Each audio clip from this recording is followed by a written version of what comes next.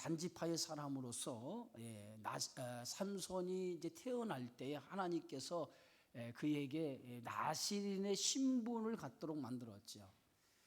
나실인이라고 하는 것은 세 가지를 금하며 살아가도록 평생 그렇게 하나님께서 정하신 규례가 있어요. 그걸 일명 나실인의 규례다 그러죠.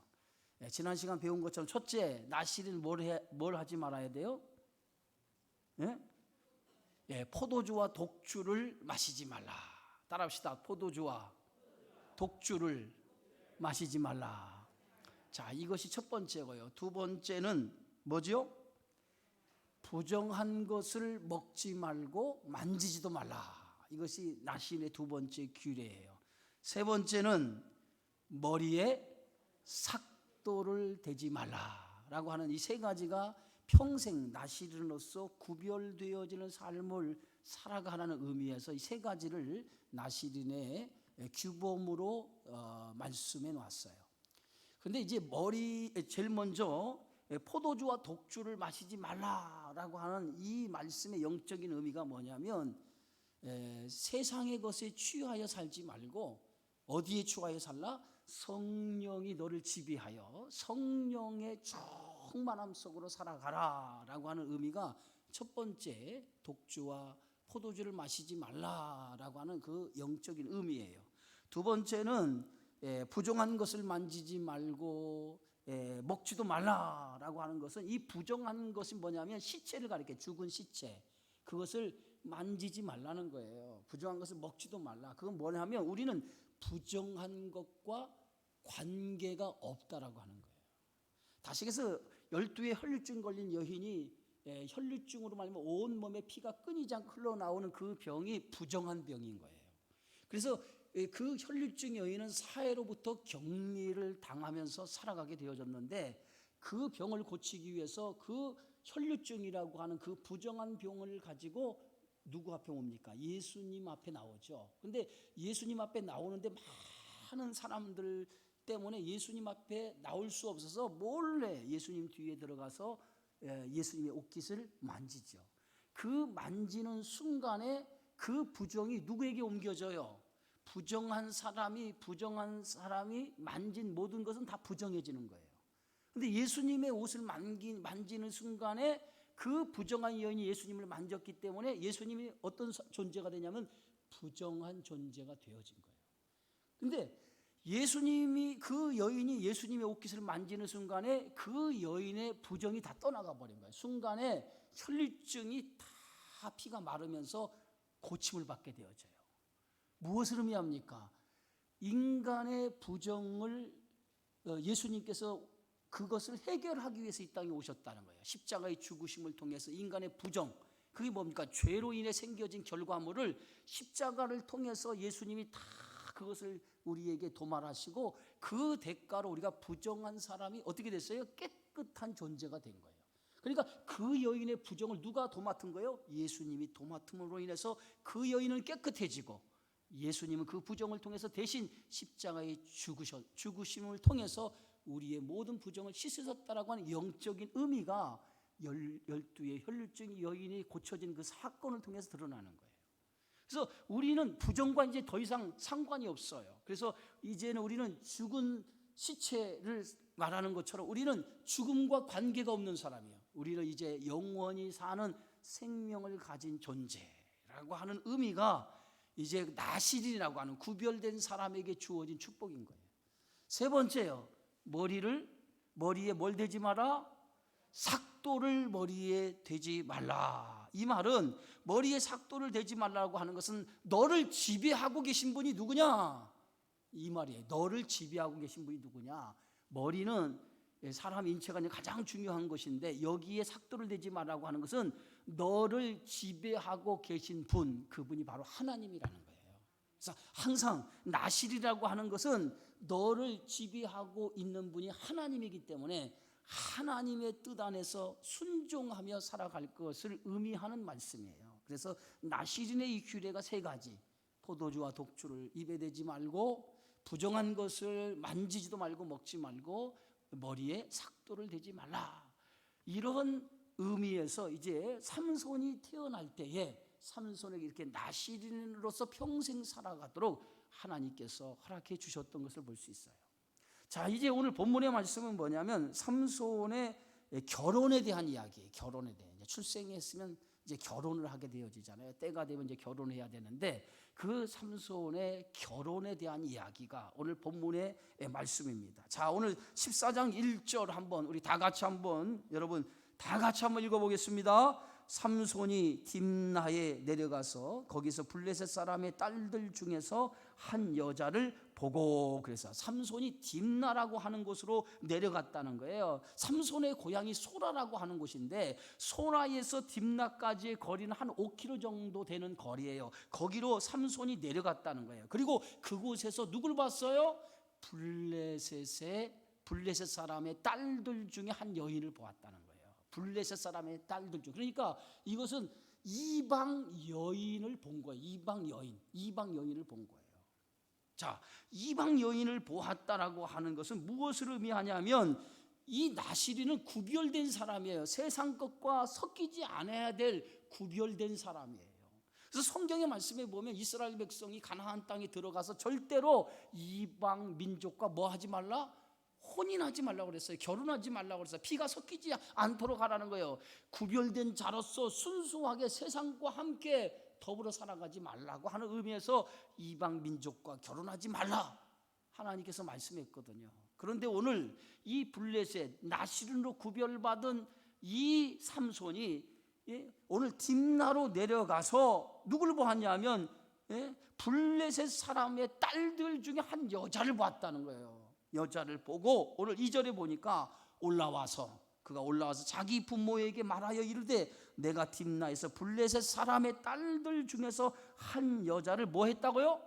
보았나이다. 내가 한 여자를 보았나이다 라고 하는 거예요. 여기서 보았다라고 한 것은 한 번 본 것이 아니라 여러 번 그 여인을 보았다는 거예요. 그럼 여러 번 보았다고 하는 것은 그 블레셋 여인과 사귐을 갖게 되어졌다는 거예요. 사귐을 갖게 되어졌다.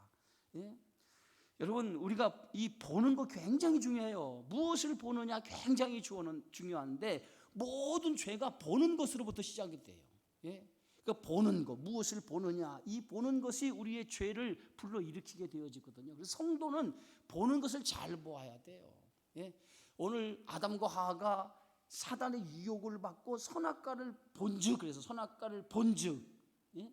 마귀의 유혹을 받고 선악과를 본즉 어떻게 됐다고 그랬어요? 먹음직스럽고 보암직스럽고 지혜롭게 할 만큼 탐스러워 보인지라 그랬어요. 그러니까 무엇을 보았느냐가 중요한데 사단의 유혹을 받고 보니까 이 선악과가 먹음직스럽게 보였다는 거예요. 보암직스러워 보였다는 거예요. 지혜롭게 할 만큼 탐스럽게 보였다는, 결국은 그 욕망을 제어하지 못하고 아담과 하와가 범죄를 하게 되어지죠. 그래서 죄가 들어오게 되어진 거죠. 그러니까 성도는 무엇을 보느냐가 굉장히 중요한데 세상의 것을 많이 보아서는 안 돼요. 우리는 믿음의 주를 바라보고 살아야 돼요. 할렐루야. 따라합시다. 믿음의 주를 바라보고 살자. 예? 근데 삼손이 이 블레셋 여인을 여러 번 보았는데 여러 번 보면서 그가 갈등이 일어나지 않았다는 거예요. 분명히 성경의 말씀에 이방 여인을 아내로 맞이하지 말라고 했는데 구별된 사람으로서 살아가야 될 삼손이 그 이방 여인, 블레셋 여인의 딸들을 보고 오랫동안 사귐을 가졌는데 그 사귐을 가지면서 한 번도 갈등하거나 그것에 대해서 죄의식을 갖지 않았다는 거예요. 어떻게 보면 그런 모습은 오늘 삼손의 영적인 상태를 이렇게 잘 드러내고 있다. 비록 그가 나시린으로서 태어날 때 구별받은 사람이 되어졌지만은 그가 나시린으로 살아가면서 그는 온전한 하나님의 사람으로서 살아가지 못하고 있다라고 하는 반증을 오늘 이 말씀 속에서 우리에게 보여주고 있는 거예요. 자, 3절에 또 다 같이 한번 읽습니다. 그의 부모가 그에게 이르되 내 형제들의 딸들 중에나 내 백성 중에 어찌 여자가 없어서 내가 할례 받지 아니한 블레셋 사람에게 가서 아내를 맞으려 하느냐 하니 삼손이 그의 아버지에게 이르되 내가 그 여자를 좋아하오니 나를 위하여 그 여자를 데려오소서 하니라. 이제 부모에게 블레셋의 사람의 딸들 중에 한 여자를 보고 내가 그 여자를 자기 아내로 맞이하겠습니다 라고 그렇게 얘기를 하는 거죠. 그래서 그의 부모가 삼손에게 그렇게 얘기해요. 어찌 그 내 백성 내 형제 중에 여자가 없어서 그 블레셋 할례 받지 아니한 블레셋 사람의 여자를 아내로 맞으려고 하느냐. 그러니까 이방 여인을 어찌 내가 아내로 맞으려고 하느냐라고 하는 거예요. 그러니까 지금 삼손은 자신이 어떤 존재인가, 어디에 속해 있는가라고 하는 본분을 잃어버린 거예요. 자기 정체성을 잃어버린 것 같은 거예요. 우리 성도는 항상 내가 어디에 속한 사람인가, 어디에 속해 있는가, 내가 누구의 사람인가라고 하는 이 의식이 우리의 인생을 지배해야 돼요. 내가 어디에 속해 있는가. 여러분 어디에 속해 있어요? 어디에 속한 사람이에요? 어디에 속한 사람입니까?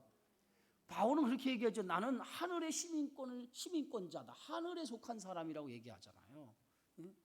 하늘에 속한 사람이라는 거예요. 저와 여러분은 이 세상에 속한 사람이 아니라 하늘에 속한 영적인 사람이에요. 그래서 우리는 세상의 것에 지배를 받는 것이 아니라 하늘에 속한 사람으로서 하나님의 지배 아래 살아가는 사람이란 말이에요. 항상 우리는 그 의식을 가져야 돼요. 나는 하늘에 속한 자다. 나는 하나님의 지배를 받는 자다. 그의 머리에 삭도를 대지 말라라고 하는 것은 뭐예요? 너를 지배하고 계신 분이 누구? 하나님이라는 거예요.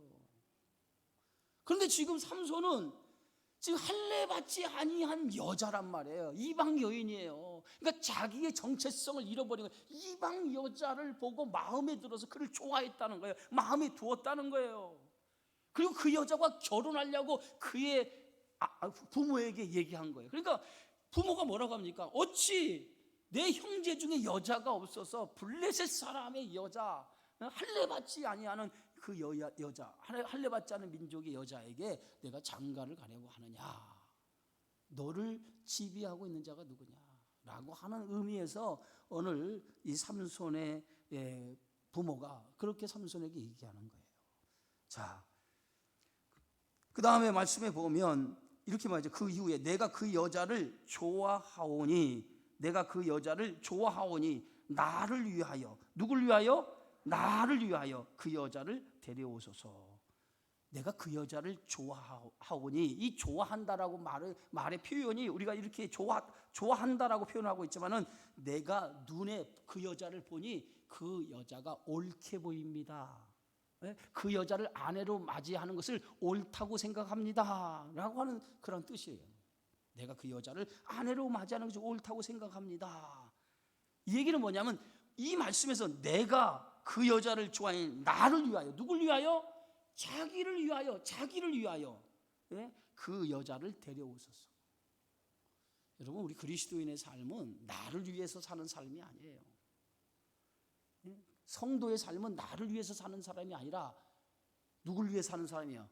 오직 그리스도 예수를 위한 삶이 오늘 성도의 삶이 되어지는 줄 믿습니다. 그런데 오늘 삼손은 나를 위하여, 내가 좋아하는 것, 나를 위해서 그 여자를 아내로 맞이하게 해달라는 거예요. 그러니까 이것은 전형적인 어떤 의미냐면 사사시대의 모습을 이렇게 그리고 있는 거예요. 사사시대의 모습의 결론이 뭐라고 그랬어요? 사사기 42장에 뭐라고 그랬어요? 그때에 뭐예요? 왕이 없으므로 각자 자기의 소견에 옳은 대로 뭐 했더라? 살아갔더라. 자기의 생각이 옳다고 믿고 살아간 시대가 사사시대는 거예요. 왕이 없었다는 건 하나님을 인정하지 않고 자기가 왕이 된 거죠. 그러니까 자기 소견에 옳은 대로 살아간 거예요. 그러니까 오늘 이 삼손 역시도 나를 위하여 자기가 원하는 것을 위해서 그 블레셋 이방 여인의 딸을 아내로 맞이하게 해달라는 거예요. 그러니까 전형적인 뭐예요? 지금 그 삼손이 가지고 있는 생각 속에는 뭐예요? 하나님의 영이 임했다고 했는데 그 얘기는 아직도 인간적인 세상적인 모습이 그 안에 들어있다는 거예요. 자, 그 다음에 4절 우리 다 같이 한번 읽어봅시다. 시작. 그때에, 자막을 보세요. 자막을 보세요. 그때에 블레셋 사람이 이스라엘을 다스린 까닭에 삼손이 틈을 타서 블레셋 사람을 치려 함이었으나 그의 부모는 이 일이 여호와께로부터 나온 것인 줄 알지 못하였더라. 이렇게 말하고 있어요. 예? 그런데 오늘 얼뜻 보면 우리가 삼손이 그 틈을 타서 블레셋 사람을 치려 함이었으나 라고 이렇게 것을 보면 삼손이 그 이방 여인과 결혼하려고 하는 것이 블레셋의 억압 속에 놓여진 이스라엘 백성을 구원하려고 하는 계략에 의해서 그 블레셋 여인을 아내로 맞이하려고 하는 그런 행동으로 우리가 성경을 이해할 수 있지만 그게 아니에요. 오늘 삼손은 순전히 이 블레셋 여인을 아내로 맞이하라고 하는 것은 자기 욕정에 이끌려서 그 블레셋 여인을 맞이하려고 했던 거예요. 그런데 오늘 성경은 뭐라고 했냐면 그 이스라엘을 다스린 블레셋 사람 이스라엘 다스린 까닭에 삼손이 틈을 타서 블레셋 사람을 치려 함이었으나, 이 얘기는 뭐냐면 인간의 욕정을 가지고 블레셋 사람의 딸들과 결혼을 하려고 한 이 삼손, 그러나 하나님의 구원의 역사는 멈추지 않는다는 거예요. 그럼에도 불구하고 그 삼손이 인간적인 생각에 의해서 블레셋 사람의 여인을 아내로 맞이하려고 생각을 가지고 있었느냐, 하나님 뭐예요? 지금 삼손을 부르신 부름의 목적이 어디에 있어요? 40년 동안 블레셋 사람의 손에서 압박받는 이스라엘 백성의 부르짖음을 듣고 하나님께서 아이를 낳지 못하는 마노아의 가정에 아이를 주어서 그 아이로 하여금 뭐요? 그 블레셋 사람의 압박 속에서 신음하고 이스라엘 백성을 구원하고자 하는 것이 하나님의 계획이고 하나님의 뜻이었단 말이에요. 그러니까 하나님의 구원의 계획 속에서 삼손을 허락한 거거든요. 그러니까 오늘 이 삼손이 이 블레셋 여인의 딸을 아내로 맞이해서 그것을 이용해서 블레셋 사람들을 치료했다. 그것은 삼손이 인간의 욕정을 가졌지만 하나님의 구원의 계획은 삼손이 인간의 욕정을 가졌음에도 불구하고 하나님은 그를 통해서 하시고자 하는 구원의 역사가 멈추지 않고 있다라고 하는 거예요. 아멘. 그래서 하나님의 구원의 은혜는 인간이 상상할 수 없는 하나님의 의지로 되어진 사건이에요. 그래서 어떤 역사 속에서 이 하나님의 구원의 계획을 방해한다 할지라도 하나님의 구원의 계획이 멈추질 않아요. 하나님의 구원의 계획은 하나님의 계획 속에서 멈추지 않고 어떤 방해에서 그거를 뚫고 하나님의 구원의 역사가 나타나게 되어지는 줄 믿으시기 바랍니다. 그게 하나님의 역사예요. 자, 그의 부모는 이 일이 여호와께로부터 나온 것인 줄을 알지 못하였다라고 하는 것은 이 부모 역시도 영적인 눈이 아직 어둡다라고 하는 것을 이렇게 성경에 표현하고 있는 것을 볼 수 있어요. 자, 5절 봅시다. 이제 한 단락이 이제 넘어가죠. 자, 우리 다 같이 한번 읽습니다.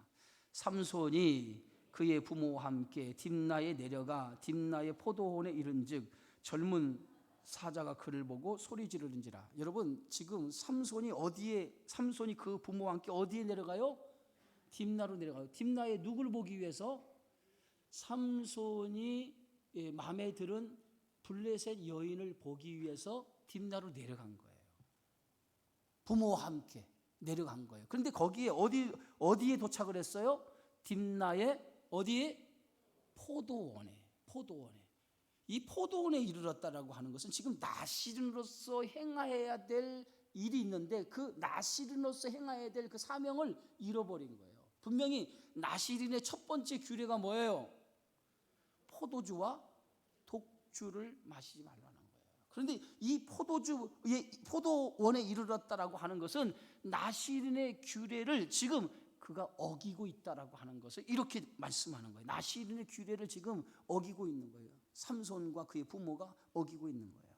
자, 4절에 보면 이제 6절에 보면 여호와의 영이 삼손에게 강하게 임하니, 삼손에게 강하게 임하니 그의 손에 아무것도 없이 그 사자를 염소 새끼를 찢는 것 같이 찢었으나 그는 자기가 행한 일을 부모에게 알리지 아니하였더라. 삼손이 이제 삼손에게 하나님의 영이 강하게 임하였다는 거야. 그래서 그가 손에 아무것도 들고 있지 않은데, 아무것도 들고 있지 않은 맨손으로 뭘 찢었어요? 삼손 그 사자 새끼를 찢었다는 거예요. 사자를, 염소 새끼를 찢는 것 같이 찢었다는 거예요.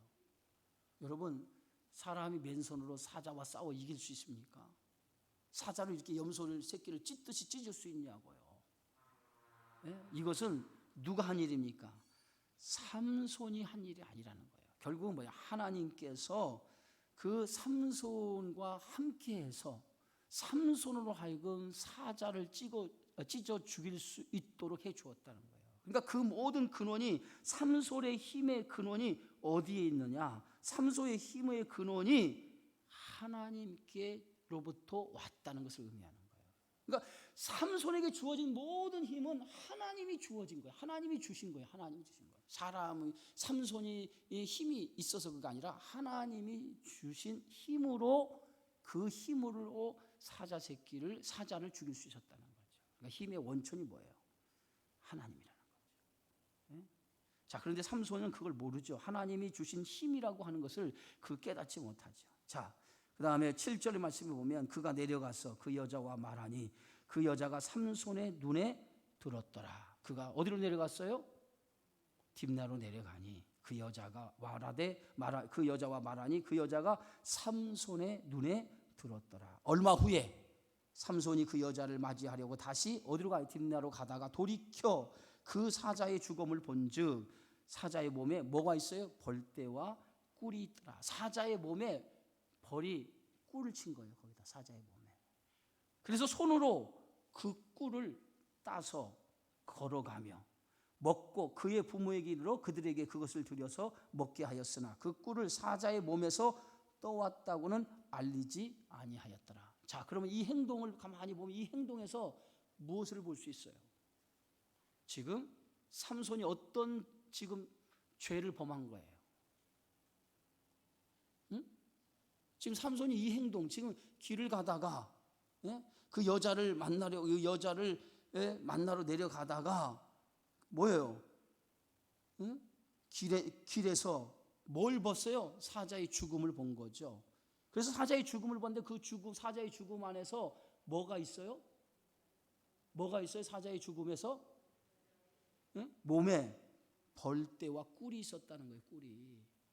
그러면 그 사자의 몸에서 벌과 꿀이 있었다고 하는 것은, 그래서 삼손이 그것을 손으로 그 꿀을 긁은 거예요. 그리고 그 긁은 꿀을 누구에게 갖다 줘요? 자기 부모에게 갖다 준 거예요. 어디서 얻은 꿀이었어요? 사자의 몸에서 얻은 꿀이란 말이에요. 그러면 정확하게 얘기하면 지금 이 삼손이 무엇을 만진 거예요? 죽은 시체를 만진 거예요. 그럼 죽은 시체를 만졌다라고 하는 것은 나시린의 규범의 두 번째 규범을 어긴 거예요. 첫 번째, 포도주의 밭에 들어갔고, 두 번째는 뭐예요? 부정한 것을 만지지도 말라, 먹지도 말라.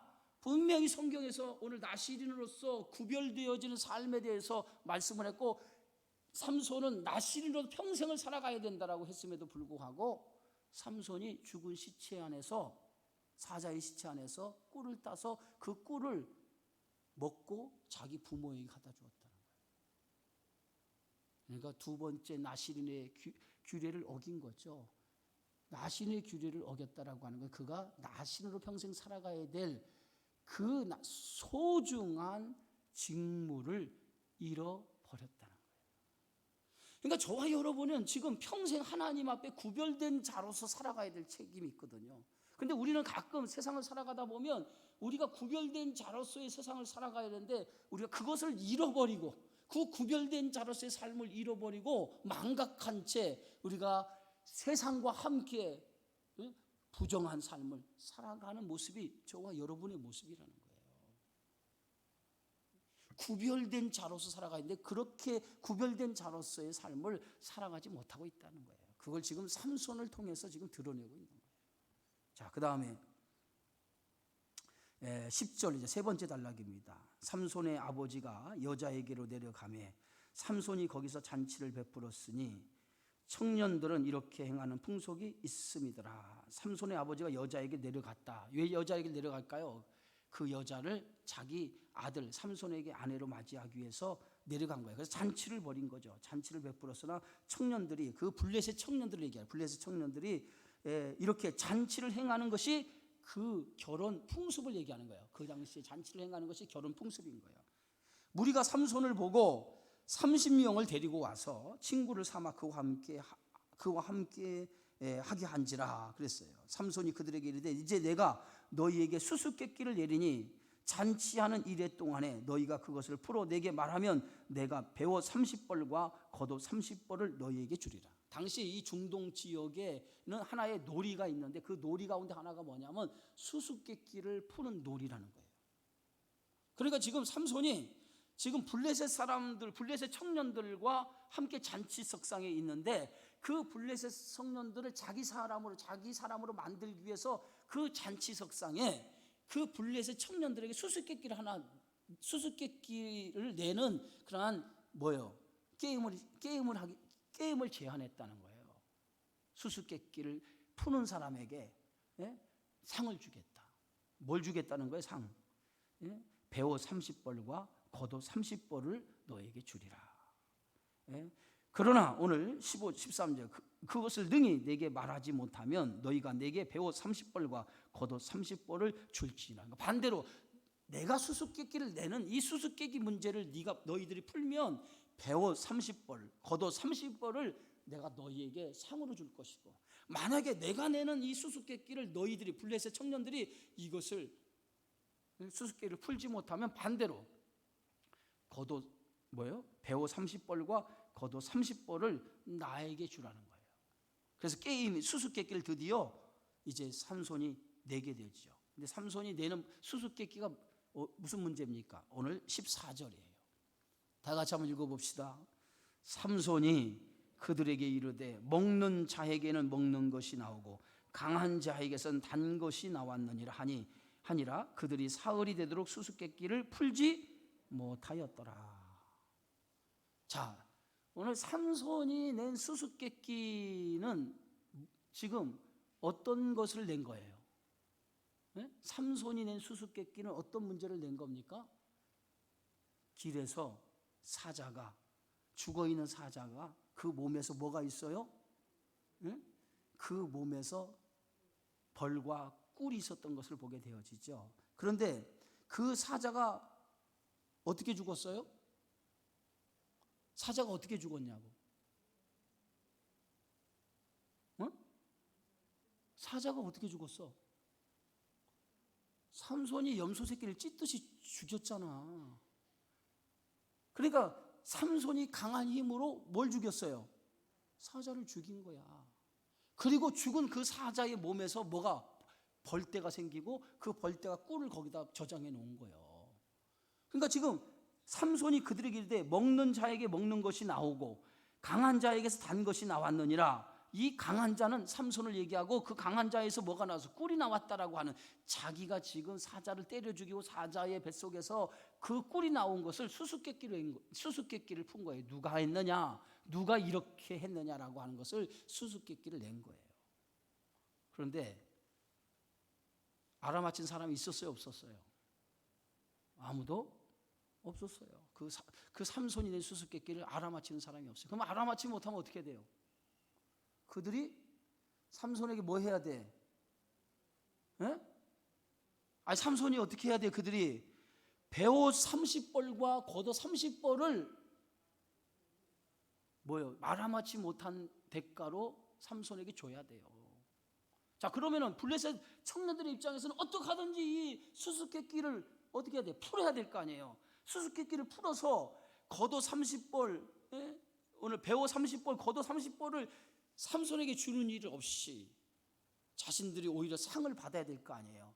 그래서 이 블레셋 청년들이 어떻게 지금 이 수수께끼를 풀어가느냐라고 하는 문제가 15절부터 이제 오늘 본문의 마지막 절까지 기록이 되어 있는 거예요. 자, 보세요. 15절.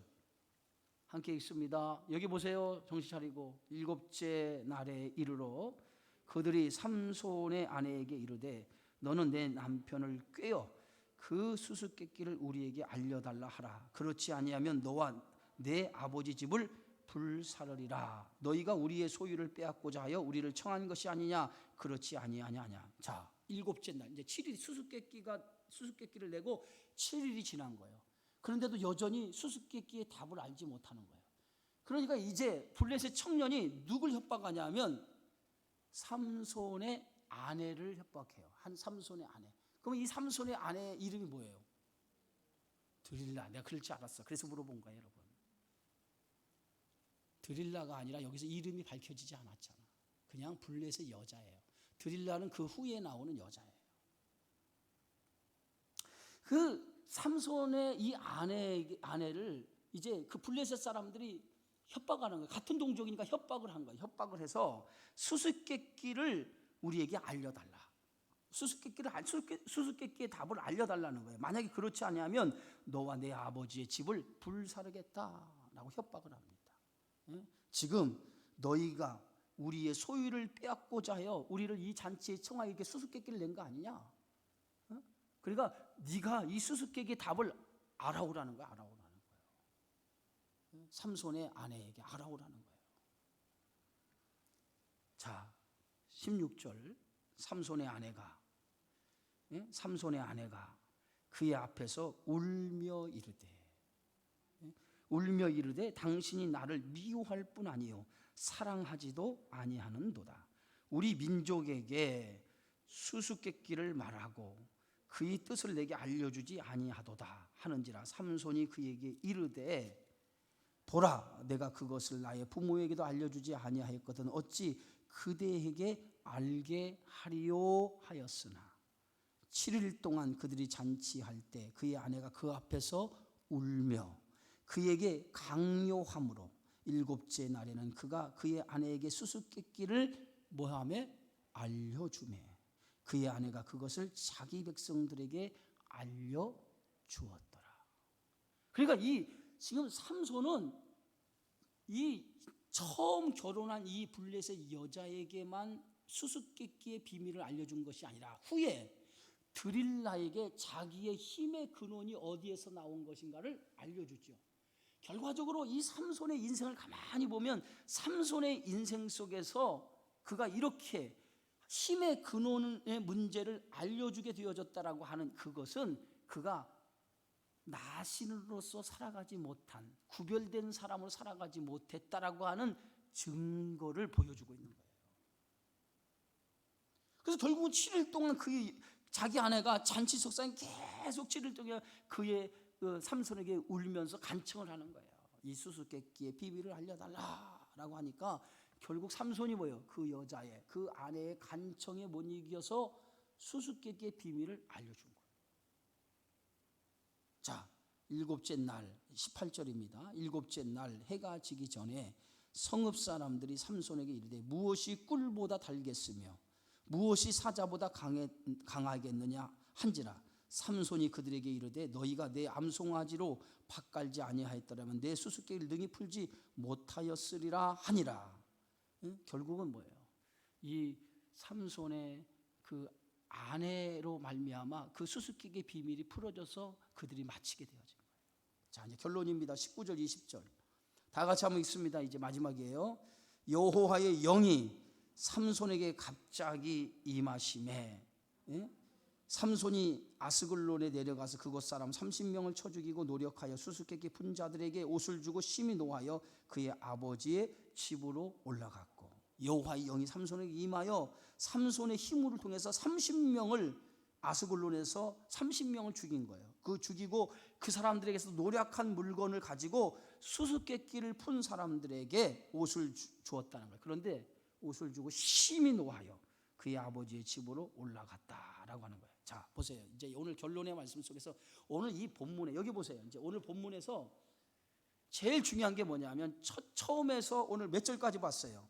19절까지 봤어요. 19절 쭉 봤는데 19절까지 우리가 어떤 내용을 유심히 보아야 되냐면 삼손이 내려갔다라고 하는 내용이 반복되어져 있어요. 자, 보세요.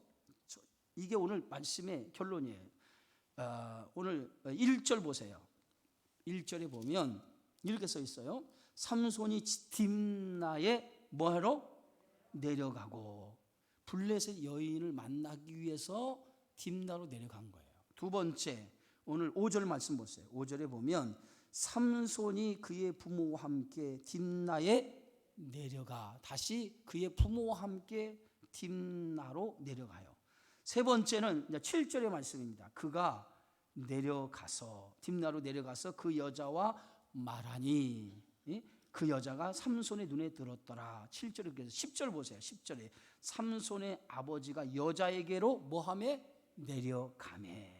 삼손이 거기서 잔치를 베풀었으니 청년들이 이렇게 행하는 풍속이 있었습니다. 이렇게 성경에 보면 계속해서 삼손이 내려간 거예요. 내려가고 그의 아버지가 함께 내려가고, 이렇게 내려갔다 라고 하는 그러한 말씀이 기록이 되어졌어요. 이것은 뭐냐면 지금 삼손의 영적인 신앙을 얘기하는 거예요.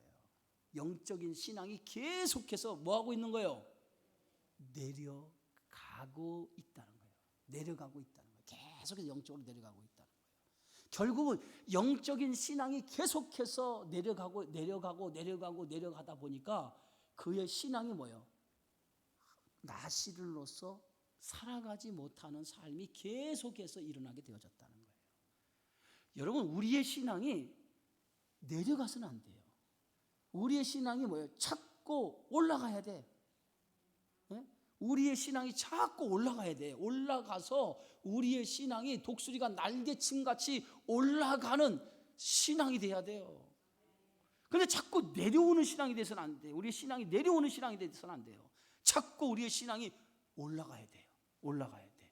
주를 향해 믿음이 자꾸 올라가는 믿음을 가져야 돼요. 그런데 삼손의 실패는 어디에 있었느냐? 삼손의 실패는 그의 신앙이 내려간 데서부터 삼손의 실패가 시작이 되어졌다. 언제나 우리의 영적인 신앙이 내려가면 거기서 위기가 찾아오는 거예요. 삶의 위기가 찾아오는 거예요. 그래서 우리의 신앙이 내려가지 않도록 우리 스스로 우리의 신앙을 끌어올려야 돼요. 내려가려고 하면 항상 우리 신앙이 그것을 경계해서 우리의 신앙을 끌어올려야 돼요. 영적으로, 할렐루야! 영적으로 끌어올려요. 막 끌어올려서 내 신앙이 내려가지 처지지 않도록 만들어야 돼요. 그럴 때 우리가 세상의 유혹을 물리칠 수 있는 거예요.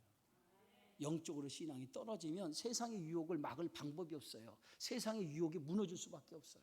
그러나 우리의 신앙이 끌어올라가면, 자꾸 올라가다 보면 세상의 유혹이 와도 그것을 다 물리칠 수 있는 그러한 능력의 신앙을 갖게 되어지는 줄 믿습니다. 오늘 삼손의 신앙은 어떤 신앙이에요? 내려가는 신앙. 내려가는 신앙 때문에 결국 실패한 신앙이 되고 말았다는 거예요. 저와 여러분의 신앙이 올라가기를 바랍니다.